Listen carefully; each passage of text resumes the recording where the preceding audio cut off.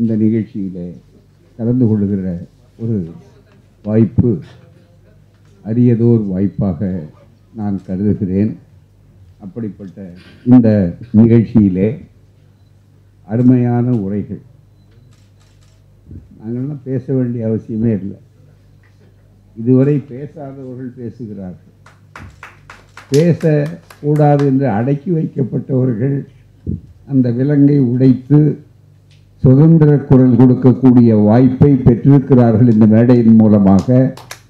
அதற்கு ஒரு பெரிய வாய்ப்பாக நம்முடைய மருத்துவர் டாக்டர் ராதிகா முருகேசன் அவர்களுடைய அன்றே சொன்னார் பெரியார் என்று சொன்னார். அன்றே சொன்னது மட்டுமல்ல, நன்றே சொன்னார். அதுதான் ரொம்ப மிக அப்படிப்பட்ட ஒரு அற்புதமான செய்திகளை இன்றைக்கு அந்த ஒரு நல்ல நூலை குறுகிய காலத்தில் வெளியிட்டு மிகப்பெரிய அளவிற்கு ஒரு சாதனையை செய்து ஆணித்தரமான கருத்துக்கள். புத்தகம் ரொம்ப சிறிது. எப்படி பெண்ணியன் அடிமையானால்ன்ற புத்தகம் கூட சிறிய புத்தகமாக தான் இருக்கு. ஆனால் மருத்துவர்கள் இங்கே எல்லாமே இருக்காங்க. யாழினி அவர்கள் மருத்துவர், அதே மாதிரி இங்கே மருத்துவர்கள் இருக்காங்க, இது எழுதினவர்கள் மருத்துவர், இப்படி எல்லா டாக்டர் இருக்காங்க. டாக்டர் அல்லாத மற்றவர்களும் நாங்கள் இருக்கிறோம். இருந்தாலும் மிக முக்கியமான ஒரு சிறப்பு, அண்ணா அவர்கள் தந்தை பெரியார் அவர்களுடைய உரையை பற்றி, அவருடைய தொண்டை பற்றி சொல்லுகிற நேரத்தில் அண்ணா அவர்கள் ஆற்றிய உரை, அதுவும் 18 ஆண்டு காலம் அவர்கள் பிரிந்தபாடு சந்தித்த ஒரு நிகழ்ச்சியில் அவர் ஆற்றிய உரை இருக்கிறத, அது ஒரு பெரிய அற்புதமான ஒரு சாசனம். அந்த உரையில் அவர் ஒரு வார்த்தையை சொன்னார். பெரியாருடைய பணி தொண்டு என்பது எப்படிப்பட்டது என்று சொல்கிற போது ஆங்கிலத்திலே ஒரு சொற்றொடர் உண்டு. அண்ணா அவர் சொன்னார், pudding centuries into a capsule என்று சொன்னார். பல நூற்றாண்டுகளை ஒரு சிறு குளிகைக்குள்ள மருந்துகள் இருந்த கேப்சூல் எழுதி கொடுப்பாங்க. அந்த மாதிரி ஒரு மருந்துக்குள்ளே எடுத்து கொடுக்குற மாதிரி அவர்களுடைய தொண்டு அவ்வளோ அடக்கி இருக்கிறார்கள் சொன்னார். அதே போலத்தான் அவரை பற்றி, அவர் எழுதிய நூலை பற்றி பல்வேறு விமர்சனங்களை நேரடியாகவும் மறைமுகமாகவும் செய்யக்கூடிய, அதற்கெல்லாம் மிக அருமையான ஒரு ஒப்பீட்டு நூலாகவும் அதே நேரத்தில் ஒரு ஆணித்தரமான பதிலுரை தரக்கூடிய நூலாகவும் இங்கே அருமையாக அமைத்து சிறப்பான முயற்சிகளை செய்து அதற்காக நூலகத்தில் அவர்கள் வந்து படித்தார்கள். இத்தனைக்கும் பார்த்தீங்கன்னா ஒரு நீண்டகால தொடர்புகள் அதெல்லாம் கிடையாது அவங்களுக்கு. அதான் பெரியாரை பற்றி தெரிந்த உடனே தெரிந்து கொள்ள வேண்டும் நினைக்கிறார்கள். ஒரு புதிதாக ஒரு மருத்துவத்தில் ஒரு துறையை கண்டால் அதை பற்றி மேலும் மேலும் ஆய்வு செய்ய வேண்டும் என்று எப்படி மருத்துவர்கள் விஞ்ஞானிகள் நினைப்பார்களோ அதே போல நம்முடைய டாக்டர் ராதிகா முருகேசன் அவர்கள் தெளிவாக அதை உணர்ந்திருக்கிறார்கள். அப்படிப்பட்ட அந்த நூலை அவர்கள் முதலிலே கொடுத்த உடனே எனக்கு ரொம்ப வியப்பாக இருந்தது. அவர்கள் கொடுத்தது தேதி கொஞ்சம் முன்னாலே கொடுத்தாங்க. மிகப்பெரிய அளவிற்கு அருமையான ஒரு ஒப்பீடு இந்த நூல் என்று சொன்ன இந்த நூலாசிரியராக இருக்கக்கூடிய டாக்டர் ராதிகா முருகேசன் அவர்களே, இந்த நிகழ்ச்சியிலே மிக சிறப்பான வகையில் வழக்கம் போல புதிய குரல் என்று சொல்லக்கூடிய அளவிற்கு, புதிய குரல் மட்டுமல்ல அது புரட்சி குரல் என்று சொல்லக்கூடிய அந்த வாய்ப்பை இருக்கிற எங்களுடைய அன்புக்கும் பாராட்டுதலுக்கும் உரிய அருமை ஓவியா அவர்களே, அதே போல் தோழர் வாலாசா வல்லவன், இன்றைக்கு இந்த அரங்கம் இருக்க, இந்த அரங்கமும் எதிரே அமர்ந்திருக்கிறவர்களும் சரி, இங்கே பேசுகிறவர்களும் சரி, ரொம்ப ஆழமான ஒரு சுருக்கமான இடமாக இருந்தாலும் இது வரலாற்றில் நிலைக்க வேண்டிய அளவிற்கு இந்த நிகழ்வு எப்போதுமே மறக்க முடியாத அளவிற்கு இருக்கக்கூடியதில் வாலாசா வல்லவன் அவர்கள், வாலாசா வல்லவன் என்று பெயர் இருந்தாலும் அவருக்கு கொஞ்சம் திருத்தம் சொல்லணும்னா வாலாட்டும் எதிரிகளுக்கெல்லாம் பதில் சொல்லக்கூடிய வல்லவன். அதுதான் அவருடைய பதிலுக்கு பிறகு வால் ஒட்ட நறுக்கப்படும்னு சொல்லக்கூடிய வால் அருந்து விழும். அப்படிப்பட்ட அளவுக்கு ஆதாரபூர்வமாக இன்றைக்கு கூட அந்த அக்னிகோத்திரன் தாத்தாச்சாரியாரை கொண்டு வந்து நிறுத்தித்தான் சொன்னார். அதுதான் மிக முக்கியம். அப்படித்தான் எங்களுடைய பயிற்சி, பெரியாரியலில் பயிற்சி வந்ததே ஆதாரம் இல்லாமல் எதுவும் பேசுறதில்லை. அதனால தான் என்ன பண்ணுறான், இங்கே கொஞ்சம் வெட்டணும், அங்கே கொஞ்சம் வெட்டணும், இதை ஒட்டணும் அப்படின்னு சொல்லக்கூடிய அளவுக்கு. அதே போன்று அருமை நண்பர் வாலாசா வல்லேரன் அவர்களே, இந்த நம்முடைய தோழர் அரசெழியன் அவர்கள் அரசியல் ரொம்ப அடக்கமாக அமைதியாக நாளை விடியுமென்று விடியலை பற்றி சொல்லி எப்போதுமே சிறப்பான அவருடைய ஒரு புத்தகம் மாதிரி அவருடைய 2 மாதங்களுக்கு ஒரு தடவை மற்றது அந்த புத்தக ரூபத்தில் எடுத்து பல்வேறு ஒரு தலைப்பு எடுத்துக்கொண்டு மூடநம்பிக்கை ஒழிப்பு, சாதி ஒழிப்பு எதை எடுத்துக்கொண்டாலும் பயனுள்ளதாக இருக்கும். அது ஒரு சிறப்பான ஒரு பணியை அவர் யாரை பற்றியும் கவலைப்படாமல் அவருடைய சொந்த பொருளை செலவழித்து அவர் பாட்டுக்கு அமைதியாக செய்து கொண்டிருப்பார். மற்றவர்களுக்கெல்லாம் அனுப்பி கொண்டிருப்பார். ஆகவே ஒவ்வொருவரும் ஒவ்வொரு துறையில் முத்திரை பதித்தவர்கள் இங்கே பேசுகிறார். இதில் எல்லாவற்றையும் விட எனக்கு மற்றவர்களெல்லாம் அறிமுகமாக இருக்கிறாங்க ஓரளவுக்கு. ஐயா நம்முடைய இனமான இயக்குனர் பற்றி சொன்னார். அவர் ஒவ்வொரு நாளும் நான் முரசொலியில் கட்டுரைகள் படிக்கிறேன். ரொம்ப இதாக இருக்குது. எனக்கு ரொம்ப மகிழ்ச்சி. ஏன்னா இடையில் நம்ம கொஞ்சம் விட்டிருந்த மாதிரி இருந்தது. ஆனால் அவர் எப்போ என்ற வரையில் இன்றைக்கு எப்படி மனம் திறந்து பல செய்திகளை சொன்னாரோ அது மட்டுமல்ல, பல பேருக்கு டாக்டர் ராதிகா முருகேசன் பற்றி என்னங்க உங்களுக்கு தெரியுமான்னு கேட்டாங்க. எனக்கு அதிகம் தெரியாதுங்க. கூட்டத்தில் அவங்களை அறிமுகமானாங்க. நல்ல பெரியாரியல் கருத்துக்களோடு வளர்ந்துருக்குறாங்க என்று தான் கேட்டவர்களுக்கு சொன்னேன், மற்றவர்களுக்கு சொன்னான். ஆனால் இன்றைக்கி முழு தகவலும் சொன்னார்கள். என்னென்னா இங்கேருந்து சென்று அவர்கள் அதை படித்து அதை வாய்த்து புலம்பெயர்ந்து மறுபடியும் இங்கே இந்த பெரிய வாய்ப்புகளை உருவாக்க வேண்டும். ஐயா அவர்கள் இனமான இயக்குனர் அவர்கள் குகநாதன் அவர்கள் ஒரு நீண்ட அவர்கள் வரலாற்றையே இங்கே சொல்லி முடிச்சிட்டார். மிக முக்கியமாக 2வது ஒரு பொட்டை பற்றி சொன்னார். இதெல்லாம் மாற்றிக்கலன்னு மாற்றிக்காமல் நீங்கள் அந்த கொள்கையை சொல்கிறீங்களே அதுதான் மிக முக்கியம். ஏன்னா எங்கள் பெரியார் தொண்டர்கள், பெரியார் கருத்தாளர்கள் இருக்காங்களே, அவங்க பல ரூபத்தில் இருப்பாங்க. அந்த ரூபத்தில் மாற்றிக்காமல் இருக்கிறவங்க தவறு குன்றக்குடி அடிகளார் அவர்கள், தவத்திற்கு குன்றக்குடி அடிகளார் அவர்கள் எப்படி உருவத்தை மாற்றிக்கிறது. எனவே உருவம் முக்கியம் அல்ல, உள்ளம்தான் முக்கியம், கொள்கைதான் முக்கியம், லட்சியம்தான் முக்கியம். அதுதான் நமக்கு எந்த வேறுபாடும் மாறுபாடும் கிடையவே கிடையாது. அவர் சொன்னார். எனக்கு நல்ல நினைவு இருக்கு. அவரும் நம்ம கவிஞர் மேத்தா அவர்களும் மிக முக்கியமாக மண்டல் கமிஷனுக்கு எவ்வளோ பெரிய பாராட்டு என்பதை அவர்கள் அதை சொல்லலை. அவர் ஈழத்தமிழ் போராட்டம் பற்றி சொன்னார் நேரத்தை கருதி. அப்போ எவ்வளோ பெரிய ஏற்பாடுகளை செய்தார் என்பதெல்லாம் இருக்க இடல்ல சர்வசாதாரணமாக வருவார்கள் மிகப்பெரிய அளவிற்கு. அப்படியெல்லாம் ஒரு பெரிய சூழலில் வந்தால் எல்லாம் பார்த்தீங்கன்னா இப்போ நெருக்கமாக கொள்கை உறவுகள், குருதி உறவுகள், எல்லா உறவுகளும் நல்லுறவுகளாக வரக்கூடிய ஒரு அரிய வாய்ப்பு. எல்லாவற்றையும் விட எனக்கு ரொம்ப மகிழ்ச்சி டாக்டர் யாழினி அவர்கள். யாழினி இன்னைக்கு தான் நான் அவருடைய பேச்சை கேட்குறேன். ஒரு மிகப்பெரிய அளவுக்கு எனக்கு ரொம்ப வியப்பாக இருந்தது. இன்னும் கேட்டால் இப்படிப்பட்டவர்கள் நிறைய பேசணும். பேசுறது மட்டுமல்ல, அவருடைய கருத்து பதிவு ரொம்ப ஒவ்வொரு அதை ஆவேசமாக பேசுகிற மாதிரி ஒவ்வொன்றும் சொன்னார். இன்னும் அவர்கள் நிறைந்த தமிழில் சொல்லும்போது கான்ட்ராஸ்கிரிப்ஷன் அப்படின்னா பல நேரத்தில் கருத்தடை அப்படிங்கிற இந்த மாதிரி வந்தாலும் இந்த உணர்வுகள் பூரா அப்படியே கொட்டி பிடிச்சாங்க. பெரியாருடைய சிந்தனைகள் ஒவ்வொரு வரியிலையும் அதில் இருந்தது. அதுதான் மிக முக்கியம். மிகப்பெரிய அளவுக்கு அதையெல்லாம் விரிவாக பேசணும்னா பல மணி நேரம் பேசணுமல்ல. பெண்ணியம், தந்தை பெரியாரர்களுடைய வாழ்நாள் நெறி, சுயமரியாதை இயக்கத்தினுடைய வாழ்நாள் நெறி, அப்படிப்பட்ட ஒரு அற்புதமான சிறப்பாக இவரெல்லாம் நிறைய பேசணும், நிறைய மக்களுக்கு எடுத்து சொல்லணும். அதைவிட வாய்ப்பு கிடைக்கும் போது டாக்டர் ராதிகா முருகேசன் அவர்கள் சொன்னதை அவர்கள் செய்திருக்கிற மாதிரி ஒரு பெரிய எழுத்து பணி செய்யணும். பல கூட்டங்களில் பேசினா கூட புத்தகமாக வரும்போது தான் அது ரொம்ப சிறப்பானது. இன்றைக்கு இளைஞர்கள் மத்தியில் நிறைய. ஆகவே நான் இந்த கூட்டத்தை எப்படி பார்க்குறேன்னா ஒரு போர் ஆயுத கிடங்காக பார்க்கிறேன். அதுதான் மிக முக்கியம். பெரியார் என்ற அந்த பற்றையில் உருவாக்கப்பட்டது நம்முடைய ஓவியா அவர்கள்.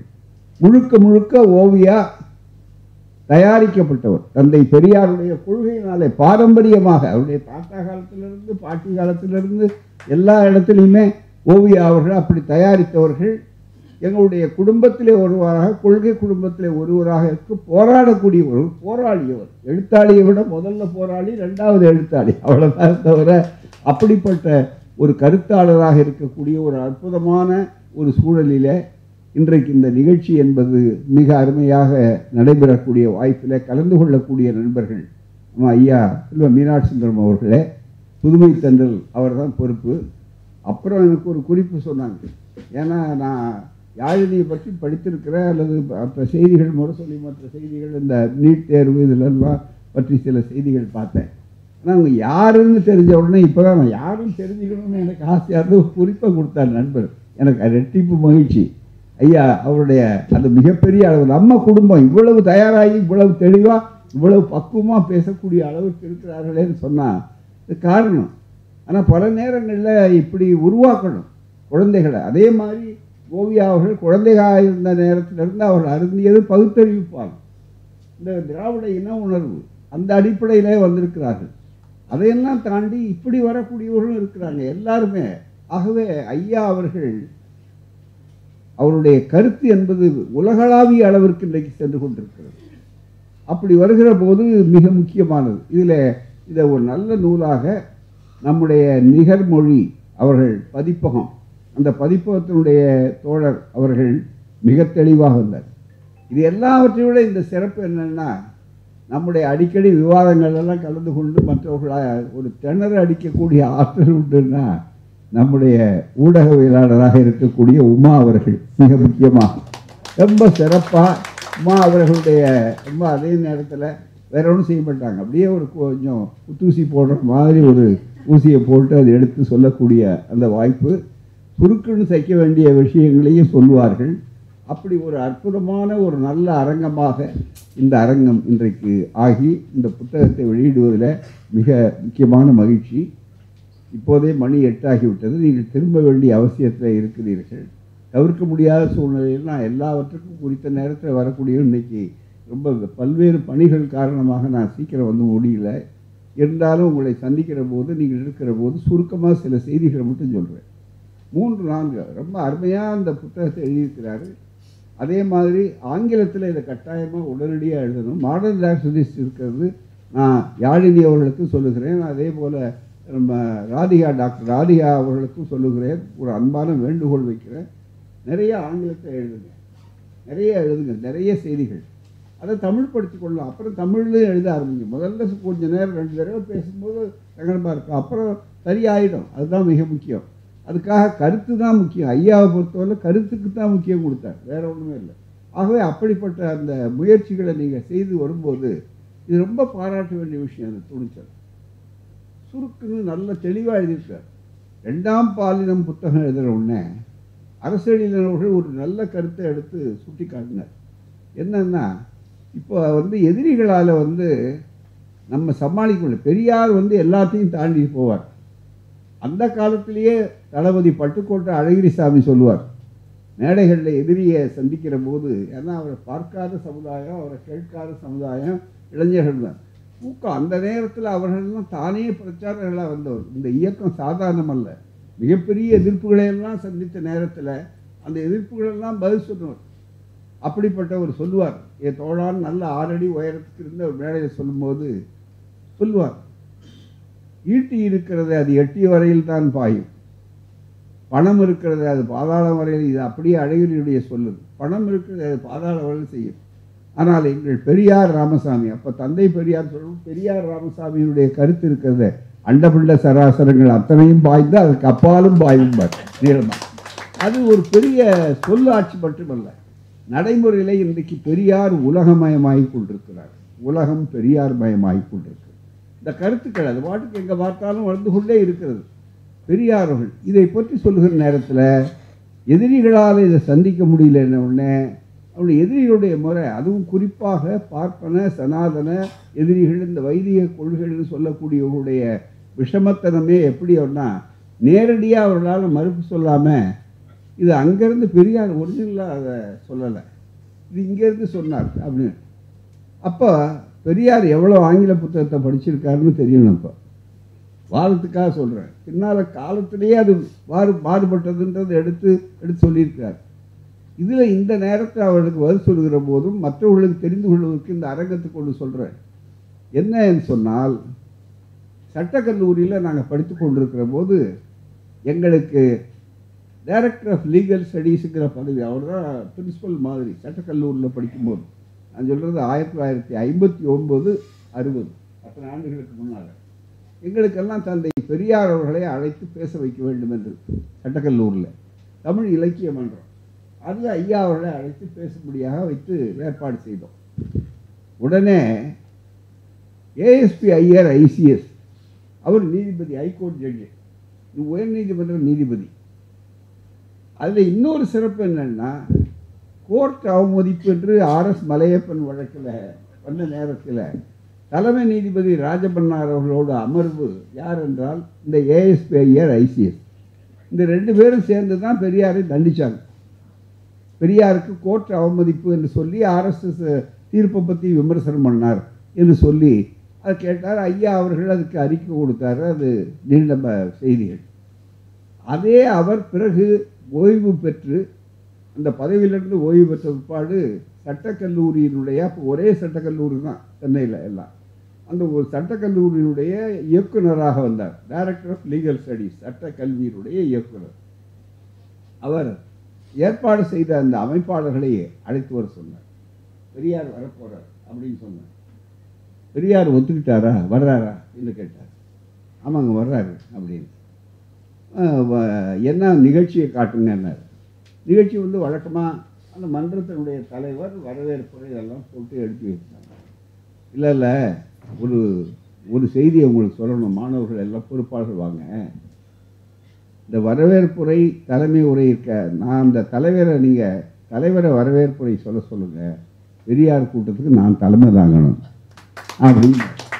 இது அவங்க எதிர்பார்க்க கடை சொல்லுவார்னு நினச்சிட்டு இருக்காங்க. பெரியார் கூட்டத்துக்கு தலைமை தாங்கணும். உடனே நாங்கள் சொன்னோம், அந்த தமிழ் இலக்கியங்கள் இருக்கும், நான் தான் அந்த பேச்சை எழுதணும். நான் மாணவர்கள் BL படிச்சுட்டு இருக்கோம். உடனே பெரிய கூட்டம்.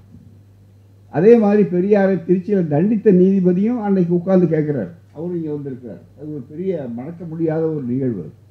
அப்படிப்பட்ட நேரத்தில் ASP ஐயர் அவர்கள் அவர் தமிழில் பேசினார். அவர் எப்பவும் கொஞ்சம் மலையாள தமிழ் கலந்துருக்கும். ஒரு கேரள பாரம்பரியம் உள்ளவர், வேறு ஜாதிக்காரர் ஐயர், அதில் பேர்லேயே இருக்கார், ஒன்று சந்தேகமே இல்லை. அப்படிப்பட்டவர் பேசும்போது முதல்ல எடுத்த உடனே சொன்னார், ஐயாவுக்கு ஒரு அறிமுகம் சொன்னார். பெர்ட்ரண்ட் ரசல் அவர்கள் எடுத்த உடனே அவர் சொன்னது தான். பெர்ட்ரண்ட் ரசல் அவர்கள் இந்தியாவை பற்றி ஒரு குறிப்பு எழுதியிருக்கிறார். அந்த குறிப்பு என்ன எழுதியிருக்கிறாருன்னா, இந்தியாவில் இருக்கக்கூடிய பல பேச்சாளர்கள், எழுத்தாளர்கள், தலைவர்கள் மேற்கோள் காட்டாமல் அவர்கள் பேசவே மாட்டார். அதிலிருந்து இதிலிருந்து இதுதான் அவர்களுடைய முறை என்று பல செய்திகளை இந்தியாவை பற்றி எழுதுகிற போது ஒரு புத்தகத்தில் எழுதியிருக்கிறார். இது ASP ICS அவர்கள் சொன்னது. ஆனால் நான் பார்த்த வரையில் இதுவரையில் இந்தியாவில் இவ்வளவு பெரிய தலைவராக, எதிர்நீச்சல் போட்ட தலைவராக வரக்கூடிய ஒரு தலைவர் பெரியார் அவர்கள் இதுவரை அவருடைய உரையில் எங்கும் எழுத்தில் மேற்கோள் காட்டி பேசக்கூடிய வாய்ப்பை பெறாத ஒரு சுய சிந்தனையாளர். இதுதான் மிக முக்கியம். அதுலேயே பதில் அடங்கி போச்சு. மிக முக்கியமாக பெரியாருக்கு மேற்கோள் காட்டியே பழக்கம் கிடையாது. பூரா இதில் சொல்லியிருக்குன்னு திருக்குறளை பற்றி அவர் அதிகம் பயன்படுத்தினவர். அதில் கூட பெரியாருடைய அணுகுமுறை எப்படி இருக்கணும்னா, அவருடைய பேச்சு முறை எப்படி இருக்கும் என்று சொன்னால், என்ன இளைய தலைமுறையினர் இதை பற்றி விமர்சனம் செய்யக்கூடியவர்கள் கூட தெரிந்து கொள்ள வேண்டிய செய்தி, பெரியார் ஒப்பற்ற சுய சிந்தனையாளர். ரொம்ப அழகாக சொன்னாங்க, படிக்கலைன்னு. அதுதான் அவருக்கு பெருமை. படிச்சிருந்தால் நமக்கு பெரியார் கிடைச்சிருக்க மாட்டார். பல பேருக்கு நம்முடைய தைரியம் இல்லாத காரணமே, துணிச்சல் இல்லாத காரணமே படிப்பு தான். படிக்காத, அதனால் படிக்கக்கூடாதுங்கிறத கருத்தில் சொல்லலை. படித்தவர்களுக்கு பயந்து பயந்து பயந்து இந்த கன்வென்ஷனல் சென்ஸ், அந்த ஒரு கோடு, அந்த 4 வட்டம், அந்த வட்டத்தை தாண்டக்கூடாதுன்ற எண்ணம் வருது. அதை உடைக்கணும் அப்படின்னு நினைக்கிறப்போ ஒரு புரட்சியாளராக வருகிற நேரத்தில் வேகமாக போகக்கூடிய அந்த கருத்தில் ஐயா அவர்கள் ஒப்பற்ற சுய சிந்தனையாளர். இந்த பெண் உரிமை, ஜாதி ஒழிப்பு, இது எப்படி பெரியாருக்கு தோணுச்சு? பல புத்தகங்கள்லாம் படித்து ஆராய்ச்சி செய்து ஜாதி என்பது எங்கே வந்தது, தீண்டாமைங்கிறது எப்படி உருவாச்சு, அப்படி வந்ததா? இல்லை. இதுதான் நீங்கள் நன்றாக அந்த ரகசியத்தை தெரிந்து கொண்டால் எல்லாருக்கும் பதில் சொல்லலாம். பெரியார் அவருடைய வாழ்க்கையில் பெரியார் ஒரு ஒப்பற்ற மனிதநேயர், மானிடப்பற்றாளர். எனக்கு எந்த பற்றும் கிடையாது. அறிவு பற்று, வளர்ச்சி பற்று, மானிடப்பற்று. மனித நேயம் அப்படின்னு நம்ம சொல்கிறோம். மானிடப்பற்றுன்னா கூட சில பேர் கொஞ்சம் இதாக, மனித நேயம். அந்த மனித நேயத்தோடு அவர் பார்க்கும்போது அதனால தான் சுயமரியாதை இயக்கம்னு பேர் வச்சார். மனிதர்களுக்கு மட்டும்தான் சுயமரியாதை. அந்த சுயமரியாதை இயக்கத்தை உலகத்தில் இதுவரையில் யாரும் எந்த இயக்கத்தில் எந்த பகுதியிலையும் சுயமரியாதை இயக்கம்னு ஒரு வந்ததில்லை. அந்த சுயமரியாதை இயக்கத்துக்கு விளக்கம் சொன்னார். அது இப்போ விஞ்ஞானிகள் டாக்டராக இருக்கிறவங்க ஒரு பெரிய அளவுக்கு எழுதியிருக்காரு. தி நீட் ஃபார் செல்ஃப் ரெஸ்பெக்ட் இப்போ தான் அமெரிக்காவிலேருந்து புத்தகம் வந்திருக்கு. அதுதான் மிக முக்கியம். ஒரு 2 ஆண்டுகளுக்கு முன்னால் வந்திருக்குன்னா அந்த பல கூட்டங்கள் எடுத்து சொல்லியிருக்கேன். ஆகவே அப்படிப்பட்ட அந்த செல்ஃப் ரெஸ்பெக்ட் அப்படிங்கிறத எடுத்துக்கொண்டு சொல்லும்போது சொன்னார், சுயமரியாதை இயக்கத்துக்கு என்ன லட்சியம்? எனக்கு அரசியல் வேண்டாம், அரசியலை நான் வகுப்பேன், ஒழுங்குபடுத்துவேன், அது வேறு, நான் அரசியலில் ஈடுபட்டு பதவிக்கு போக மாட்டேன் என்று சொல்லிவிட்டு சொல்லுகிற நேரத்தில் ஐயா சொன்னார், பிறவி பேதம் கூடாது. முதல் லட்சியம், ஒரே வார்த்தை, ரொம்ப எளிமையாக மக்களுக்கு புரியக்கூடிய அளவுக்கு வரும்போது பிறவி பேதம் கூடாது. பிறவி பேதம் கூடாது. ஒருவனை உயர்ந்த ஜாதி, இன்னொருவனை தாழ்ந்த ஜாதி, ஒருத்தன் தொடக்கூடாத ஜாதி, இன்னொருத்தன் தொடக்கூடிய ஜாதி, ஒருத்தன் படிக்க வேண்டிய ஜாதி, இன்னொருத்தன் படிக்கக்கூடாத ஜாதி, இப்படியெல்லாம் இருக்கக்கூடிய அளவுக்கு பிறவி பேதம், பிறப்பதனால பேதம். உலகத்திலேயே பிறப்பதனால ஒரு மனிதனை பற்றி அடையாளப்படுத்துகிற நாடு இந்த மதம் இருக்கக்கூடிய இந்த நாடு தான். வேறு நாட்டில் உலகத்தில் பிறவியினால பேதம் கிடையாது. தோற்றத்தினால பேதம் இருக்கலாம், மற்றது அப்படியே இருந்தால் கூட அந்த பேதம் இங்கே இருக்கிற அளவுக்கு பேதம் கிடையாது. மாற்றப்பட முடியாத பேதமாக இருப்பது இல்லை. அப்படி வருகிற நேரத்தில் அடுத்த வரி சொன்னார், அதுதான் ரொம்ப மிக முக்கியமானது. பிறவி பேதம்னு சொல்லும்போது உயர்ந்த ஜாதி தாழ்ந்த ஜாதி இல்லை, ஆண் உயர்ந்தவன் பெண் தாழ்ந்தவன் அப்படின்னு இருக்கு பாருங்க. அந்த பிறவி பேதத்தையும் கண்டிக்கணும். பிறவி பேதம் 2 வகையானது. ஒன்று ஜாதி, இன்னொன்று பெண்ணடிமை. இந்த ரெண்டும் அதுதான் மிக முக்கியம் என்று தந்தை பெரியார் சொன்னார். அவர் வானொலியில் பேட்டி கண்டாங்க ஐயாவை. ஐயா, உங்களுக்கு இந்த பெண்களை பற்றியெல்லாம் இவ்வளவு பெண்ணேன் அடிமையானால் இப்படியெல்லாம் எழுதியிருக்கீங்களே, எப்படி உங்களால் அப்படி சிந்திக்க முடிஞ்சது என்ன அப்படி? ஏன்னா அவருக்கு சந்தேகம். பேட்டி கண்டவர் ரொம்ப இயக்குனர் வானொலி துறையில், மட்டும் இல்லை ஒரு உயர் ஜாதிக்காரரும் கூட. ஆனால் உரிமையோடு அவர்கிட்ட கேட்குறாரு. ஐயா தாராளமாக யார் வேணாலும் எந்த கேள்வி கேட்டாலும் பதில் சொல்லிகிட்டு இருப்பார் பூராம். அவர் கேட்ட கேள்விக்கு தான் யாரும் பதில் சொன்னது இல்லையே தவிர அவர் எல்லாவற்றையும் கேட்டிருக்காரு. அது மிக முக்கியமான அளவிற்கு சொல்லுகிற போது கேட்டார், எப்படி உங்களுக்கு இந்த பெண்ணுக்கு சம உரிமை அந்த காலத்திலேயே சிந்திச்சிருக்கீங்களே, அந்த பெண்ணை அடிமையாக இருக்கக்கூடாதுன்னு சொல்லியிருக்கீங்களே, எப்படி வந்தது?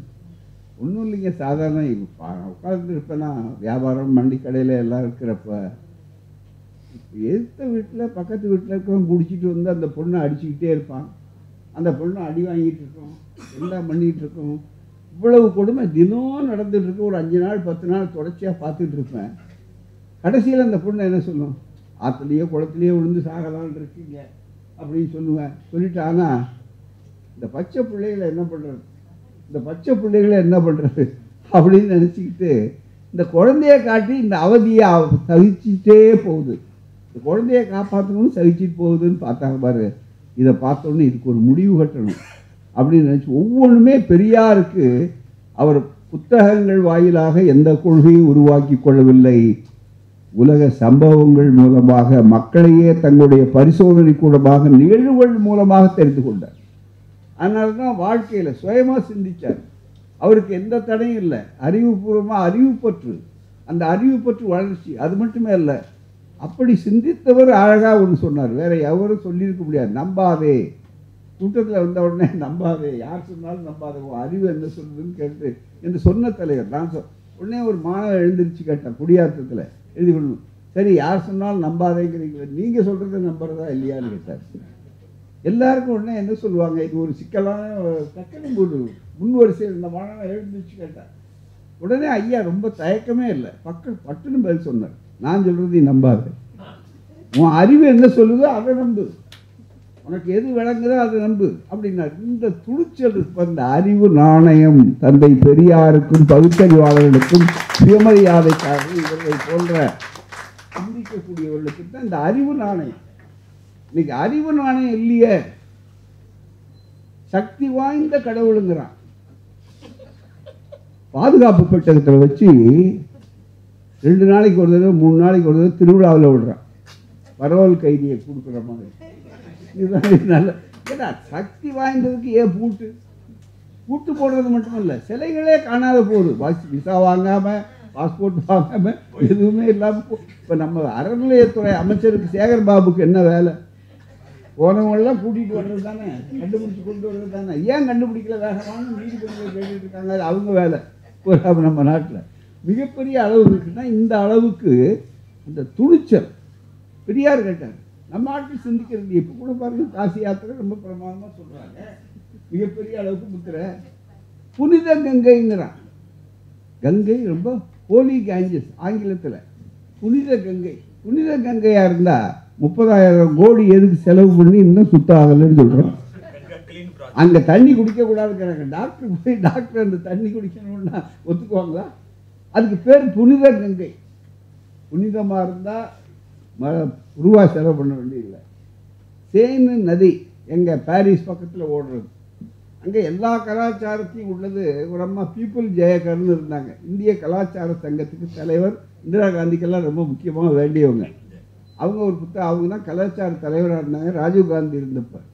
அவங்க ஒரு திட்டம் போட்டாங்க, இந்தியாவுடைய நதிகள், உலக நதிகள் எல்லாவற்றையும் விட்டு உலக ஒற்றுமை உண்டாக்குறதுக்காக இந்த தண்ணியை கொண்டு வந்து அங்கே ஊற்றணும் அப்படின்னு. பாரிஸ் அரசாங்கம் கூடவே கூடாது தடை போட்டாங்க. ஏன்னா நாங்கள் சுத்தமாக வச்சுருக்கோம், இதில் கங்கையில் இருந்தெல்லாம் வரக்கூடாது, புனித கங்கை அப்படின்னு. உதாரணம் எதுக்காக சொல்ற நண்பர்களே, இந்த முரண்பாடு, சிந்திக்காதே, கேள்வி கேட்காதே, இது பொதுவானது. அதை விட இன்னும் மோசமானது ஒன்றுன்னா பெண்கள். கேட்கக்கூடாது, கேள்வி கேட்கக்கூடாது. ஏன் நீ என்ன ஆம்பளை பிள்ளை மாதிரி என்ன கேட்குற? எதை எடுத்தாலும் அமைதியாக குழந்தை வளர்ப்பு, அதுதான் அழகாக யாழினி அவர்கள் சொன்னார்கள். இவர்களும் அந்த புத்தகத்தில் மற்ற கருத்துக்களில் சொல்லியிருக்காங்க. குழந்தைகளை வளர்க்கும் போதே பார்த்திங்கன்னா வேற்றுமை மிகப்பெரிய அளவுக்கு. இப்போ குழந்தை வளர்க்கும் போதே என்ன சொல்கிறது, தாய்மார்கள் அவங்கள மைண்டை எப்படி கண்டிஷன் ஆக்கியிருக்கிறாங்க, அது மாதிரி காலங்காலமாக ஆக்கியிருக்காங்கன்னா, நீ என்ன பொட்ட பிள்ளை, இந்த குதிரை மாதிரி ஆடாத, நீ அடக்கமாக இருக்க வேண்டாம். அடக்கமாக இருக்கிறது நல்லது தான், 2 பேருக்கு இருக்க வேண்டாமா? அது குழந்தை ஐயா பெரியார் ஐயா சின்ன சின்ன உதாரணத்தில் சொல்லுவார். அவருடைய சிந்தனை இருக்குல்ல, பெரிய சிந்தனை மட்டுமல்ல. சின்ன இடத்துல போனால் பொம்மை கடைக்காக அழைச்சிட்டு போகிறான், அக்காவும் போகுது தம்பியும் போகிறான்.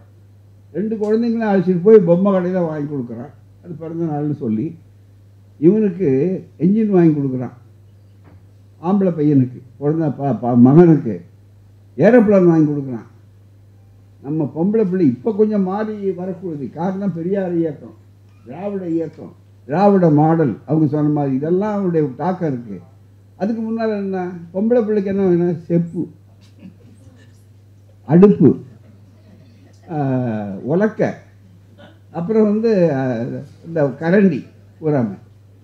பெரியார் தான் சொன்னார், கரண்டியை பிடுங்கி அவங்க கையில் இருந்து கொடுத்து பேனாவை கொடு அவங்க கையில், அவங்கள படிக்க வை, அவங்கள சிந்திக்க வைக்கணும். இப்படி அவர் ஒவ்வொரு துறையிலையும் பார்த்தீங்கன்னா அனுபவ ரீதியாக தந்தை பெரியார் அவர்கள் பார்த்ததனுடைய விளைவுதான். அப்படி சிந்தித்து தான் பெண் ஏன் அடிமையானாள் அப்படின்னு கேட்டார். எப்போ நாமெல்லாம் பிறக்கிறதுக்கு முன்னாடி வந்த விஷயம். இதை இப்போ போய் அதுக்கப்புறம் அதே மாதிரி உலகத்தில் சிந்திச்சாங்க. இன்னும் கேட்டால் எது முன்னாலே எது பின்னாலேங்கிறத பற்றி யோசிக்க வேண்டாமா? ஏன் அவர்களால் பதில் சொல்ல முடியலையே? மிகப்பெரிய அளவுக்கு திராவிட மாடல் ஆட்சி தொடக்கம் நீதி கட்சின்னு சொல்லும்போது அழகாக சொன்னாங்க. டாக்டர் மருத்துவர் வாலாசா வல்லவன் சொல்லும்போது 2 மருத்துவரை பற்றி சொன்னார். டாக்டர் நடேசனார், எம் நாயரை பற்றி சொன்னார். மிக முக்கியமாக 1922 100 ஆண்டுகளுக்கு முன்னால் 101 மிக முக்கியமாக அந்த ஆண்டுக்கு முன்னால் யாரும் நினைக்க முடியாத இடத்துல, அமெரிக்காவில் இல்லை, பிரிட்டனில் இல்லை, மற்ற இடங்கள் இல்லை, பெண்களுக்கு வாக்குரிமை என்று கொடுத்தது திராவிட மாடல் அல்லவா? அடிக்கவே கூடாது. படிப்புரிமை கிடையாது, வாக்குரிமை கிடையாது, சொத்துரிமை கிடையாது. எவ்வளவு பெருசு! ஒன்றும் இல்லை, அந்த சொத்துரிமை வந்துடக்கூடாதுங்கிறதுக்கு அவர் எழுதின புத்தகம் காட்டினார் பாருங்க. அக்னி கோத்திரம் தாத்தாச்சாரியார் புத்தகம் இருக்க, அது உள்ளே இருக்குது. நான் சொல்கிற சங்கதி என்னன்னா, சொத்துரிமை அம்பேத்கர் அவர்கள் கொண்டு வர்றார். கொண்டு வர்றப்ப துடியும் துடிக்கிறது யாருன்னா காஞ்சிபுரம் சங்கராச்சாரியார். உடனே சொல்லி என்ன சொல்கிறாரு, இந்த தாத்தாச்சாரியாரை பிடிச்சிட்டு அவரும் ரொம்ப நெருக்கமான நண்பர். உடனே எல்லாரையும் ஒன்று சேரும், எல்லா சங்கத்தையும் சேர்ந்து அந்த அரசியல் சட்டம் உருவாகுது. அம்பேத்கர் இப்படி சொத்து உரிமை கொடுக்குறாரு, அதை தடுக்கணும், அதுக்கு வேகமாக போய் அந்த வரக்கூடாது, அந்த வாய்ப்புகளே வரக்கூடாது, பெண்கள் ஆண்களும் சமம்னு சொல்லக்கூடாது, மனு தர்மத்திற்கு தத்துவத்துக்கு விரோதமாக ஏற்பாடு பண்ணுறாங்க என்று சொல்லிட்டு வர்றார். இவரும் அவரும் ரொம்ப நெருக்கமாக பண்ணுவாங்க. ரெண்டு பேரும் வெவ்வேறு இதாக முறையாக இருந்தாலும் அவர் மாஸ்டர், இவர் வைஷ்ணவர் ஊரான இருந்தாலும் நண்பர்கள் தான். கிண்டதா ஓய் என்ன நடந்து பார்த்தீரா, இன்னும் மோசம் போயிடுச்சு, நாடே மோசம் போயிடுச்சுங்கிறார். அது அப்படியே இருக்கிறது ஊரா. என்ன நடந்து போச்சுன்னா, பொம்பளைக்கு போய் சொத்துரிமைன்றது தயார் சட்டம் வருதியா, நீங்கள் பார்த்துட்டு இருக்கீங்களா? அப்படியா, ரொம்ப மகிழ்ச்சி, என் வீட்டுக்காரிக்கு கொஞ்சம் சொத்து இருக்குது, அது எனக்கு வரும், அவளுக்கு வந்தாலும் நல்லது தானேன்னு இவன் சொல்கிறான். ஐயோ நான் சீரியஸாக பேசிகிட்டு இருக்கேன், நீ என்ன என் நெருப்பில் என்ன ஊற்றுற மாதிரி சொல்கிறீங்கன்றார். அது உள்ளே இருக்கு, நான் சொல்கிறது நான் படிக்க வேண்டியதில்லை, அது புத்தகத்தினால அதை சொன்னதுனால நான் சொல்கிறேன்.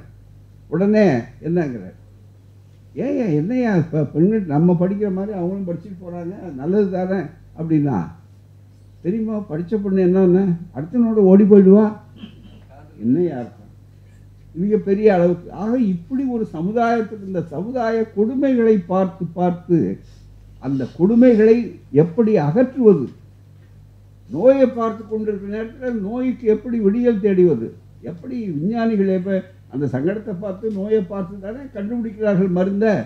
அதே மாதிரி தான் சமுதாய விஞ்ஞானியான தந்தை பெரியார் அவர்கள் அற்புதமான தன்னுடைய கருத்துக்கள் மூலமாக இந்த சிந்தனைகளை உருவாக்கினார். அந்த சிந்தனையை உருவாக்கும் போது மனித நேயம் அவருக்கு வேற எதுவுமே கிடையாது, வேற எந்த பார்வையும் அவருக்கு கிடையாது, மனித நேயம்தான்.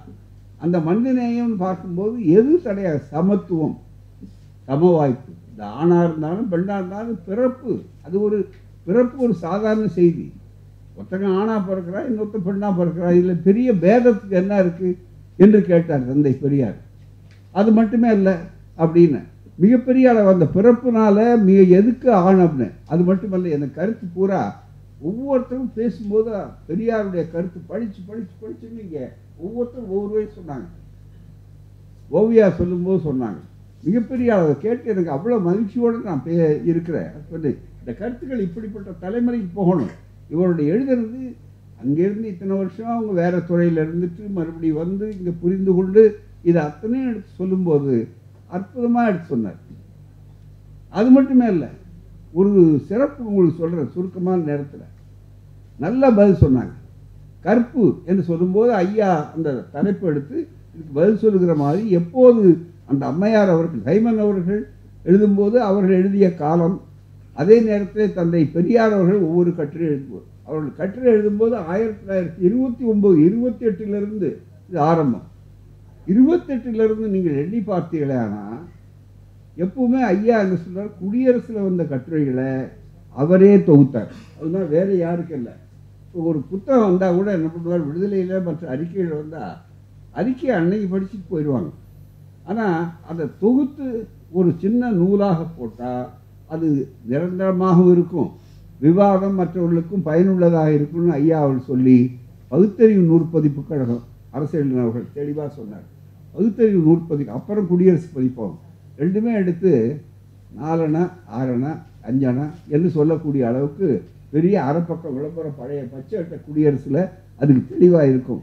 அப்படிப்பட்ட கட்டுரைகளை போட்டு அதில் எழுதினார். பெரிய அன்றைக்கு இன்றைக்கே அவங்களுக்கு சொன்ன மாதிரி இன்றைக்கே பேச முடியாது தண்டுறாங்க. அன்றைக்கு அதை பற்றி கவலையே படவில்லை. துறவிக்கு வேந்தன் துரும்பு, அவ்வளோதான் உண்மையான துறவி அவர். இன்னைக்கு மாதிரி கைலாச துறவி இல்லை, அதுதான் மிக முக்கியம், மிகப்பெரிய அளவுக்கு. ஆகவே அப்படிப்பட்டவர் புரிஞ்சு சொன்னார். இந்த கருத்து இன்னைக்கே பல பேரால் படிக்க முடியல, திருப்பி திருப்புறான் பூராமே, வெட்டுறது ஒட்டுறது, முன் வார்த்தை பெண் வார்த்தை இதையெல்லாம் சொல்லி கொள்ளுக்கான். பெண் விடுதலைக்கு ஆண்மை அழிய வேண்டும். கற்புன்னு சொல்லும்போது இந்த சாஸ்டிட்டிங்கிற சொல் சரியான சொல்லார், அருமையாக எழுதியிருக்காங்க. இது ரொம்ப பாராட்டு. அந்த சொல் சரியான சொல்ல பெரியாருக்கு இலக்கியம் தெரியாதுன்னு யாரும் சொல்ல முடியாது. அதில் எழுதுறாரு, எவ்வளவு காலத்துக்கு முன்னால் எழுதுறாரு. படிக்காதவர்னு சொன்ன பெரியார் தான் அதிகம் படித்தவர் அதே நேரத்தில். ஆனால் பள்ளிக்கூடத்து படிப்பை படிப்பது இல்லை, அதுக்கு அப்புறம் வந்து படிக்கிறார். அதுவும் எதுக்கு சொல்றாரு? தான் மறுப்பு கருத்துக்களை சொல்லுகிற போது எதை ஆயுதமாக கேடயமாக கொள்ளுகிறார்களோ அது அதனுடைய போலித்தன்மை என்ன என்று தன்னுடைய அறிவாயுதங்களாலே அதை தகர்ப்பதற்கு அதை படிக்கிறார். கற்பு என்ன? சொற்றிரம்பாமை. அதுதான் மிக மிக கற்பனைப்படுவது சொற்றிரம்பாமைன்னா உடனே அதுக்கு என்ன அர்த்தம் நல்லா எழுதுறாங்க. எனக்கு ஆச்சரியமா இருந்தது. இந்த சொற்றில எடுத்து பெரியாரையா அதை எடுத்து சொல்லி சரி அதுக்கு என்ன பொருள் நேரடியா எப்படி அப்படின்னார். ஒவ்வொருத்தருடைய கருத்து ஓவியா பேசும்போது அடுத்து இங்கே சொன்னாங்க, திருமணையா ஒரு கணவன் மனைவி அவங்க குழந்தை பெற்றுக்கிறதா இல்லையாங்கிறது முடிவு அவங்க முடிவு, அவ்வளோதான். அது எப்படி பெற்றுக்கிறாங்கிறத பற்றி கவலைப்படாத, அறிவியல் வந்தாச்சு, அதையும் தெளிவாக சொல்லிட்டார். எவ்வளோ நாளைக்கு முன்னால் இனி வரும் உலகம் ஒரு திருமணத்தில் பேசினார். இனிமேல் வர்ற உலகத்தில் ஒருத்தருக்கு ஆள் காட்டி பேசுவாங்க, வீடியோ வரும், அதில் ஒருத்தர் ஒரு வகுப்பிலேருந்து வர சொல்கிறோம். இன்றைக்கி எல்லாம் பெரியார் ஐயா படிச்சிருக்காரு, எந்த லேபில் போனார், எவ்வளோ பெரிய டிகிரி வாங்கினார், அது டாக்டர் பட்டம் பெற்றாரா அல்லது பிஹெச்டி ஏதாவது கொடுத்தாங்களா அல்லது விஞ்ஞானியாக இருந்தால் ஒன்றும் இல்லை, அவருடைய சிந்தனை. அதனால தான் ஒரே வரியில் புரட்சிக்கொள் மண்டை சுரப்பை உலகு தொழும். மண்டை சுரப்பு அது பாட்டுக்கு சிந்திச்சு சிந்திச்சு கேள்வி கேட்டு அதுக்கு மேலே இவ்வளவு சொல்லிட்டு கடைசியில் தன்னை பற்றி என்ன சொன்னார்? இன்னைக்கு என்ன பெரிய புரட்சிக்காரன் அது இது பெரிய சிந்தனையாளர் நீங்கள் சொல்லலாம். இன்னும் 200 வருஷம் கழித்து வரணும் ராமசாமின்னு ஒரு சாதாரண பிற்போக்குவாதி இருந்தான் அப்படின்னு சொன்னால் நான் அதிசயப்பட மாட்டேன்.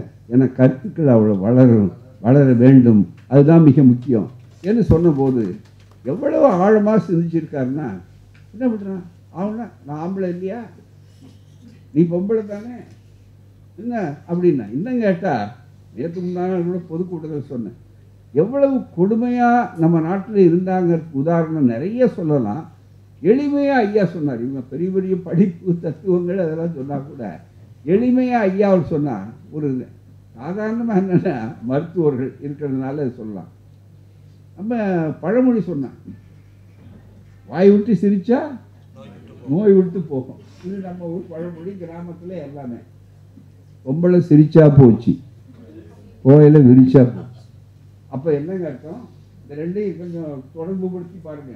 வாழ்நாள் முழுக்க இவங்க சிரிக்காமையே இருந்தா நோயாளியாகவே இருக்கணும்னா அந்த நோயாளிக்கு மருத்துவம் பார்த்தவர் தான் தந்தை பெரியார். அதுக்கு புதிய மருத்துவம் சொல்கிறவங்க தான் ராதிகா தேசம், யாழினி, மற்றவர்கள். இவள் பார்க்குற மருத்துவம் மிகப்பெரிய எவ்வளவு காட்டு மிராண்டித்தனமாக இருக்குங்க. மனிதத்தன்மையாது மனிதர்களில் யார் ஒரு பாரு சிரிக்கிறதுக்கு என்னையா கட்டுப்பாடு? அது மட்டும் இல்லை, உண்டில் சுருங்குதல் பெண்டிற்கு அழகு. என்ன சாப்பிட்றதே குறைச்சி சாப்பிடுன்னா எல்லாருக்கும் சொல்லு, குறைச்சி சாப்பிட்றது நல்லது தான் குறிப்பிட்ட வயசுக்கு மேலே.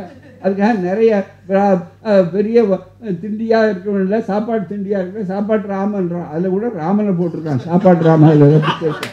மிக முக்கியமாக மிகப்பெரிய அளவுக்கு. ஆகவே இது பெரிய யோசனை. ஆனால் அது என்ன உண்டில் சுருங்குதல் பெண்டிற்கு அழகு. அதனால் பெண்டிற்கு மட்டும் அழகு. ஆண் தொப்பை போட்டு இவ்வளோ பெரிய அழகுலாமா? மிகப்பெரிய அளவுக்கு. ஒரு குலத்துக்கு ஒரு நீதி, மனுவாதி, மிகப்பெரிய அளவுக்கு. இப்படி உயர் ஜாதிக்கு மட்டும் இல்லை நண்பர்களே, ஆண் உயர்ந்தவர் பெண் தாழ்ந்தவர் அப்படிங்கிற அந்த சிந்தனை ஒவ்வொன்றும் இது எப்படி ஆகிவிட்டதுன்னா, ஏன் இவங்களுக்கெல்லாம் இனிமேல் வேலை இப்படிப்பட்ட ஒரு தொண்டு ரொம்ப தேவைக்கு அடையாளம். Mind is being condition very long time. அதுதான் அவர் சொன்னார். அடிமையாக இருக்கிறத விட கொடுமை, அடிமையாக இருக்கிறத பெருமைப்படுற அளவுக்கு மனசை உண்டாக்கிட்டான். நான் கீழ் ஜாதிக்காரன், அது ரொம்ப பெருமை. நீங்கள் மேல் ஜாதிக்காரங்க எங்கள்கிட்ட நெருங்கி உட்காரக்கூடாதுங்க. யார் உட்கார போகிறவன்னு சொன்னால் அவன் மனசை எப்படி வளைச்சிட்டான் பாருங்க. அதை விட பன்மடங்கு வளைச்சிட்டான். ஐயோ அவர் வீட்டுக்காரங்க, நான் சாதாரணமானவங்க. நோய் வந்தால் நோய் சொன்னாங்களே. இப்போ நோயினுடைய தன்மை வெளியில் சொல்கிறது இல்லையே. நம்ம சகோதரிகள், வேதனையான விஷயம், சாதாரண விஷயம் இல்லை. சரிபகுதி பெண்கள், சரிபகுதி ஆண்கள் மக்கள் தொகையில். அப்படி இருக்கும்போது ஆணுக்கு நோய் வந்தால் டக்குன்னு சொல்கிறான். அதே நேரத்தில் உதாரணமாக புற்றுநோயே எடுத்துங்க, கேன்சரே எடுத்துங்க. பெண்ணுக்கு வந்ததுன்னா அந்த அம்மாவுக்கு தெரியறதே கொஞ்ச நாள் கழிச்சு, தெரிஞ்ச ஒருபாடு வீட்டுக்காரனுக்கே சொல்கிறது யோசிப்பாங்க. அவங்கள்ட்டே மறைச்சி வச்சுருக்காங்க. அதை தாண்டின கூட அடுத்தது வெளியே சொல்கிறது இல்லை. இப்படி அவருடைய வாழ்க்கை முடிந்து போகிற அளவுக்கு ஒரு துன்பம், வாழ்க்கையில் துன்பம்னு சொல்லக்கூடிய அளவுக்கு இருக்கக்கூடிய வாய்ப்பு என்ன? எனவே தான் தந்தை பெரியார் சொன்னார், 2 பேருக்கு சமத்துவம். இன்னொன்று, 2 பேருக்கும் அதை ரொம்ப அந்த வார்த்தை இருக்கு பாருங்க. பெரியார் சொன்னார், ஒருவன் அவங்க 2 பேரும் அவங்க முடிவு பண்ணிட்டாங்கன்னா அவங்களுடைய உரிமையில் நீ தலையிடுறதுக்கு நீ யாரு? உனக்கு என்ன உரிமை? 2வது, கணவனாக வர்றவா என்று சொல்லக்கூடியவனு கூட அந்த அம்மாவுடைய உடல் உரிமை, அந்த அம்மாவுடைய எந்த உரிமையும் எல்லாமே எனக்கு தான் அப்படின்னு சொன்னா என்ன? கொஞ்சம் கூட கூச்சப்படாமல் என்னென்ன அதில் எடுக்கப்பட்டிருக்கிறதோ அதுதான். திருமணம் என்பதே என்ன மிக முக்கியமாக வன்புணர்ச்சின்னு சொல்லக்கூடிய அந்த வாய்ப்பு இருக்குது பாருங்க, எவ்வளோ கேவலமானது. அதை சட்டபூர்வமாக வச்சுருக்காங்கன்னு அந்த அம்மா எழுதியிருக்காங்க. மிக முக்கியமாக சைமன் அவர்கள் எழுதுனதை சுட்டி காட்டியிருக்கிறார். மிகப்பெரிய பெரியார் சொன்னார், உனக்கு என்ன உரிமை? அது அவங்களுடைய உரிமை. அவங்க 2 பேரும் முடிச்சிட்டாங்க, அவ்வளோதானே தவிர வேற என்ன? நீ யார் அது தலையிடுறது? இன்னைக்கு ஜாதியை உண்டாக்கி சொந்த பிள்ளைகளையே வச்சு கூலிப்படையை அழைச்சிக்கிட்டு ஜாதியை முன்னால் கொடுத்து இவன் அன்பு மறந்து போகுது, மனிதனையும் ஓடி போகுது, மறைஞ்சு போச்சு. இப்படிப்பட்ட ஒரு சூழ்நிலையை உருவாக்குற நேரத்தில் அன்றே சொன்னார் பெரியார்னு சொல்லுகின்ற இடத்துல தெளிவாக சொன்னார், 2ஆம் பாலினத்தினுடைய உரிமைகள், பெண் உரிமைக்காக ஒவ்வொரு காலகட்டத்திலும் பண்ணார். ஐயா மாதிரி அதை அக்கு வேற ஆணி வேற பிடிச்சது கிடையாது. ஜாதி ஒழிப்பில் அவர் அதிகம் எழுதியிருக்கிறாரா, பெண் உரிமைக்காக அதிகம் எழுதியிருக்கிறாரான்னு கேட்டால் ஜாதி ஒழிப்போட 1 மடங்கு கூட இருக்குமே தவிர பெண் உரிமை வேற இருக்கார். ஆச்சரியப்படுவார். பெர்ட்ரண்ட் ரசல் அவர்கள் மேரேஜ் அண்ட் மாரல்ஸ்ன்னு புத்தகம் எழுதினார். எல்லாருக்கும் ஓரளவுக்கு தெரிஞ்சிருக்கும். அந்த புத்தகத்தை பெர்ட்ரண்ட் ரசல் அவர்களுடைய புத்தகங்கள், மற்றது பெர்ட்ரண்ட் ரசலை நான் ஏன் கிறிஸ்தவன் அல்லங்கிற அந்த காலத்திலே மொழிபெயர்த்து போட்டவர் தந்தை பெரியார். மிக முக்கியமாக பெர்ட்ரண்ட் ரசல் அவருக்கு தெரியும். இந்த மேரேஜ் அண்ட் மாரல்ஸ்ன்னு சொல்லக்கூடிய புத்தகத்தில் என்ன கருத்து எழுதியிருக்காரு, அந்த கருத்தை ஒரு ஓமை உள்பட, ஒரு உதாரணம் உள்பட அப்படியே இருக்கிற பகுதியை நான் படித்த உடனே ஆச்சரியப்பட்டு அதை கோடிட்டு, ஐயா இந்த மலர் தயார் பண்ணும் ஒவ்வொரு ஆண்டும் அவருடைய பிறந்தநாள் விழா, அந்த மலர் நேரத்தில் இதை கொண்டு வந்து காட்டும். ஐயா பெண்ணியர் அடிமையானால நீங்கள் எழுதியிருக்கீங்க அந்த காலத்தில், அவர் 29 எழுதியிருக்காரு. அதுக்கு அடுத்தது தான் அதுக்கு அடுத்தது பின்னால் தான் இவர் எழுதியிருக்கிறார். உடனே இந்த கருத்து அதே உதாரணம் உள்பட இருக்கு. அப்போ பெட்ரோல் ரிசல்ட் இருந்து பார்த்தா எழுதினார் பெரியார்னு சொல்கிறதா? எவ்வளவு அதுக்கு கருத்து அயோக்கியத்தனம். அது வேற பதில் சொல்ல முடியல. பெரியாருடைய கருத்துக்கு பதில் சொல்லாமல் பெரியார் எங்கிருந்து எடுத்தா? பெரியாரை கேட்டால் அவர் இப்படி தான் பதில் சொல்லுவார். ஐயோ நான் இல்லை அப்படி வியாக்கியானம் சொல்ல மாட்டார் பூராமே. அவ்வளோதானே. அப்போ எனக்கு நல்லா இங்கிலீஷ் புத்தகம்லாம் படிக்கிறேன்னு ஒத்துக்க இப்படி பதில் சொன்னார். ஆமாம் நீங்கள் காங்கிரஸ்லேருந்து பணத்தை திருடிக்கிட்டு தான் வந்துட்டீங்களாமே அப்படின்னா, ஏண்டா நீ எவ்வளோ ஏமாளியாக இருந்தால் நான் எடுத்துகிட்டு வராமல் இருப்பேன் அப்படின்னு கேட்டேன். இப்படி தான் சொல்கிறதே இல்லை. இல்லை நான் எத்தனாம் தேதி இருக்கேன் எத்தனை கணக்கு சொல்ல மாட்டார் பெரியார். ஒருபடி மேலே தான் போவார். ஏன்னா எதிரிக்கு நாம் பதில் சொன்னால் அவன் வளர்ந்து விடுவான். அவனை எப்படி சந்திக்க வேண்டுமோ அப்படி சந்திக்க வேண்டும் என்று சொல்வது பெரியாருடைய என்ற பேராயுதத்தினுடைய தன்மை. அந்த வகையில் ரொம்ப நாசுக்காக தெளிவாக அருமையாக இந்த கருத்துக்களை இந்த நூலில் எழுதியிருக்கிறாங்க தெளிவாக. எனவே பெரியார் என்பது கிரேட் ஒரிஜினல் திங்கர், ஒப்பற்ற சுய சிந்தனையாளர். அந்த சுய சிந்தனை எதிலிருந்து மலர்கிறது, எதிலிருந்து கிளம்புகிறது? அவருடைய அறிவு பற்று, மனித பற்றிலிருந்து கிளம்புது. அந்த மனித பற்றில் ஒரு குலம் இந்த பெண் குழந்தைகள் எப்படி நடத்துதாங்க அப்படின்னு நினைக்கக்கூடிய அளவிற்கு வர்றான். மிகப்பெரிய அளவுக்கு இந்த ஒன்றை சொல்லி முடிக்கிற நேரம் அதிகமாகிவிட்டது. இந்த கடைசி வரி இருக்கு பாருங்க, இப்போ கூட பல பேருக்கு இதை படித்தா அந்த செய்தி அதை ரொம்ப அழகாக அதை அந்த கேள்வி கேட்டு பதில் எழுதியிருக்காங்க. அதுதான் ரொம்ப பாராட்ட வேண்டிய. ஏன்னா முக்கியமான இந்த நூலில் ரொம்ப நான் பாராட்ட வேண்டிய பகுதிகளே சுருக்கமாக இருந்தாலும் நல்ல தெளிவாக அதுக்கு பதில் சொல்லியிருக்காங்க. அந்த அளவுக்கு அவர்கள் சிந்திச்சிருக்காங்க. அதுதான் ரொம்ப பாராட்ட வேண்டியது. நாங்கள்லாம் காலங்காலமாக ஐயாவோட இருக்கிறோம், மற்றது படிக்கிறோம். நாங்கள் இதை பற்றி பேசுகிறோம் மற்றது அதிசயம் இல்லை. அது எங்களுக்கு அடிக்கடி அவர் பேசுகிறத கேட்டு அந்த வாய்ப்புகளுக்கெல்லாம் அப்பாற்பட்டு இன்றைக்கு அவருடைய குடும்ப பாரம்பரியம் என்னன்னு நம்ம இயக்குனர் அவர்கள் சொன்னார்கள். மிகப்பெரிய அளவுக்கு. அதெல்லாம் கேட்கும்போது ரொம்ப வியப்பாக இருக்குது. போராமை அந்த ஒரு காலத்தில் சிவகங்கையே சுயமரியாதை பூமி தான். ராமச்சந்திரனார் இருந்தார் மிகப்பெரிய அளவுக்கு. அப்படிப்பட்ட இடத்துல பெண் விடுதலைக்கு ஆண்மை அழிய வேண்டும் அப்படின்னு. அப்போ ஆண்மை அழிய வேண்டும்னு இந்த தலைப்பு இருக்கு பாருங்க. இந்த தலைப்பையே பல பேரால் படிக்கும்போதே என்ன, அது மட்டுமல்ல, இன்னொன்று 2 செய்தி அதை சொல்லும்போது கொஞ்சம் சொல்கிறேன். திருக்குறளை மேற்கோள் காட்டுவார். அப்போ சொல்லும்போது ஐயா சொல்லுவார், நான் எப்பவுமே நான் மேற்கோள் காட்டி பேசுகிறேன் இல்லை, திருக்குறளை நான் சொல்கிறது கூட வள்ளுவர் சொன்னார் அதனால் நான் சொல்கிறேன்னு சொல்கிறது இல்லை, நான் சொல்கிற கருத்து வள்ளுவர் சொல்கிறதுலேயும் இருக்குன்னு ஆதாரம் சொல்கிறது தான். இதுதான் பெரியாருடைய சிந்தனை, ஒப்பற்ற சுயசிந்தனை.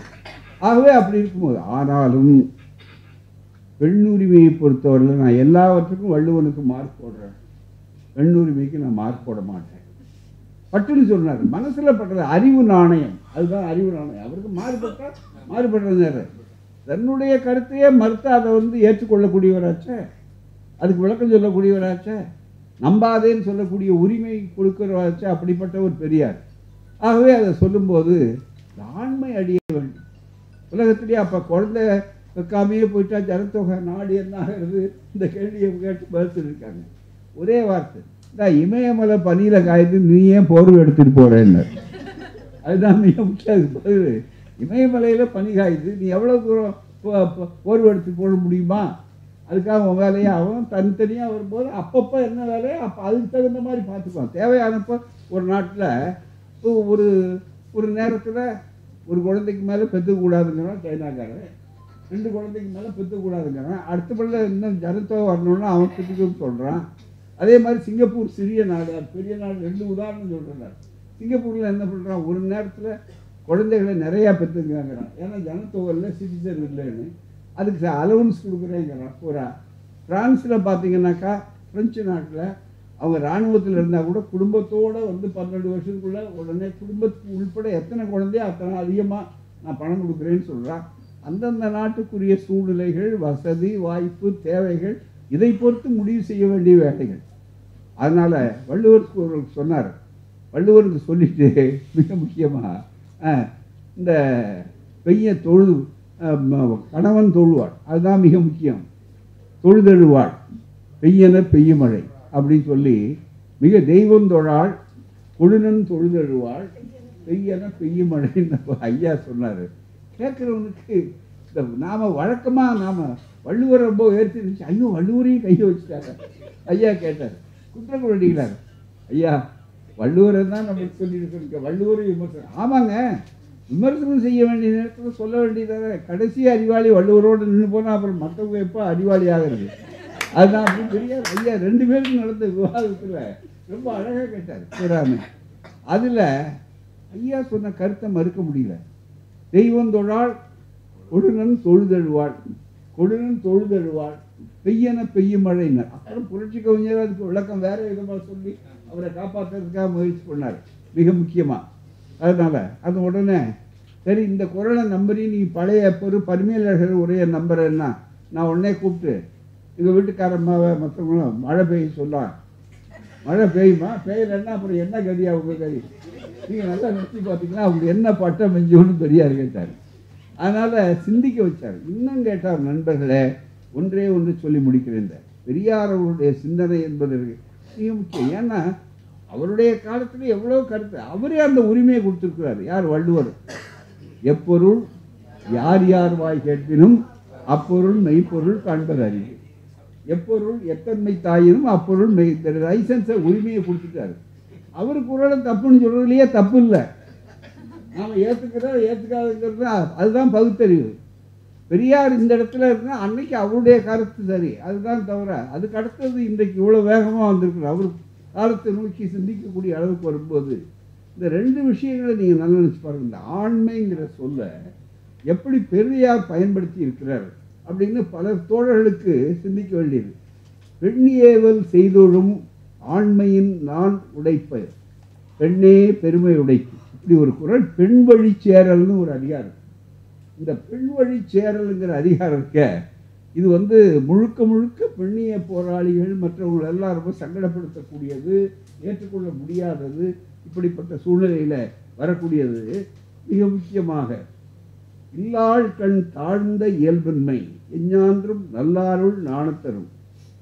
மிகப்பெரிய அளவுக்கு ஒருவன் தன் மனைவியிடத்தில் தாழ்ந்து அஞ்சி கிடக்கும் தகுதியற்ற தன்மையானது அவன் நல்லவரிடத்தில் செல்லும் போது எந்த காலத்திலும் அவனுக்கு நாணம் தருவதாக இருக்கும்.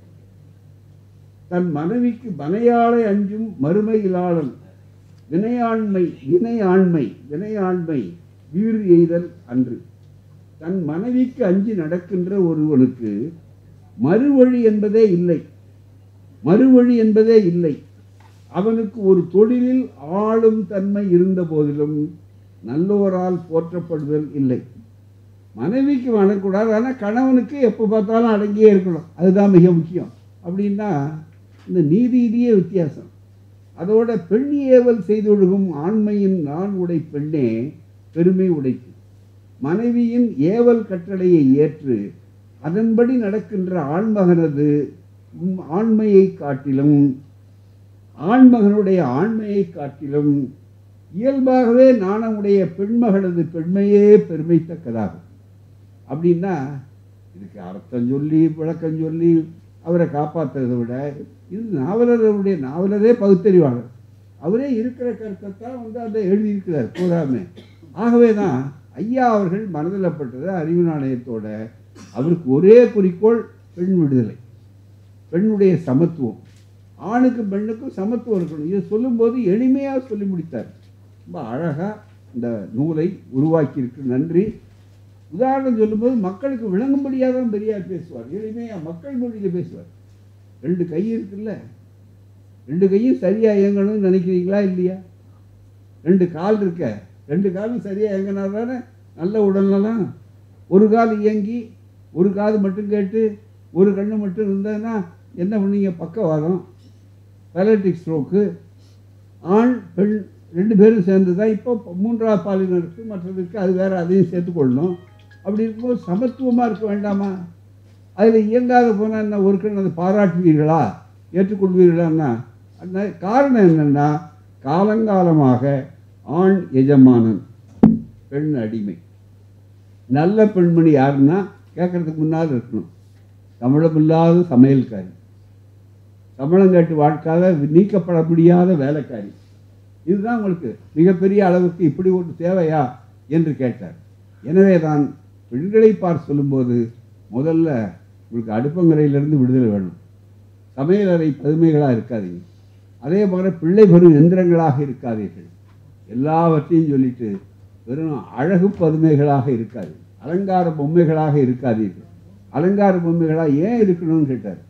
இதெல்லாம் சிந்திக்கிற போது ஒவ்வொருத்தரும் ஒவ்வொரு எல்லைக்கு தான் மார்க் வாங்குவாங்களே தவிர எல்லா இடங்களுக்கும் இன்னும் அந்த நகை பைத்தியம், இன்னும் மற்றவர்களுக்கு இன்னும் நம்ம அலங்காரத்துக்கு எவ்வளோ செய்யப்பட்டோம். இன்னும் கூட அழகு போட்டி யாருக்கு வைக்கிறான்? இப்போ அதை பார்த்து ஆண்கள் வந்தாலும் கூட அறிவு போட்டி நடத்துறது இல்லைங்களே. அழகு மாறிக்கொண்டே இருக்கும், வயது ஏற ஏற மாறிக்கொண்டிருக்கிறோம். ஒருத்தருக்கு இருக்க அழகு இன்னொரு அறிவு அப்படி இல்லையா? அறிவுக்கு ஒரு நிதானமாக அளவுகள் உண்டாச்சே. எனவே நாட்டில் உலகத்தில் அறிவு போட்டி நடக்கிறது இல்லை, அழகு போட்டி நடக்குது. மனிதம் வெற்றி பெற்றால், மனிதர்களுக்கு சமத்துவம் வந்தால் இந்த வாய்ப்புகள் என்ன இருக்கும்? இதுதான் கேள்வி. ஆகவே இதற்கு ஒரு பெரிய ஆயுதமாக அன்றே சொன்னார் பெரியார் என்ற புத்தகத்தின் மூலமாக 2 ஒப்பீடுகள். ஒரு பெரிய ஆய்வாளர்கள் காலங்காலமாக இந்த ஆய்வாளர்கள் செய்வது இது மாதிரி இதை இன்னும் விரிவாக்க வேண்டும் என்று நான் அம்மையார் அவர்களை கேட்டுக்கொள்கிறேன். டாக்டர் அவர்களை இன்னும் விரிவாக்கி ஆங்கிலத்திலும் சிறப்பாக இதை செய்யுங்கள். ஆங்கிலத்திலையும் பெண்ணியன் அடிமையான புத்தகம் ஏற்கனவே பலராலே மொழிபெயர்க்கப்பட்டிருக்கிறது, சிறப்பானது கிடைக்கிறது. உங்களுக்கு இந்த 2ஐயும் ஒப்பிட்டு எழுதுவதற்கு வாய்ப்பு இருக்கிறது. இது போன்ற கருத்துக்களை இவர்கள் சிறப்பாக எழுத வேண்டும். நாங்கள் வழக்கமாக ஓவியா அவர்களையோ எங்களை போன்றவர்களோ வல்லவர்களோ அல்லது அரசியலினவர்களோ மற்றவர்களோ நாங்கள் எழுதுறதை விட இன்றைக்கு அடுத்த தலைமுறை, புதிய தலைமுறை, நீங்கள் இந்த சிந்தனையில் உங்களுடைய சிந்தனையை விளக்கி எழுத வேண்டும். நீங்கள் இன்னும் புதிய கோணமாக நாங்கள் சொல்வதை விட எங்களுக்கு தோன்றுகிற கருத்தை விட உங்களால் ஆழமாக சொல்ல முடியும். அது மட்டுமல்ல, நீங்கள் மருத்துவர் என்ற முறையிலே சொல்லுகிற போது அதற்கு பல மடங்கு மிக தெளிவாக வலிமை உண்டு. அதான் மருத்துவருடைய கருத்து. அதுதான் மிக முக்கியம்.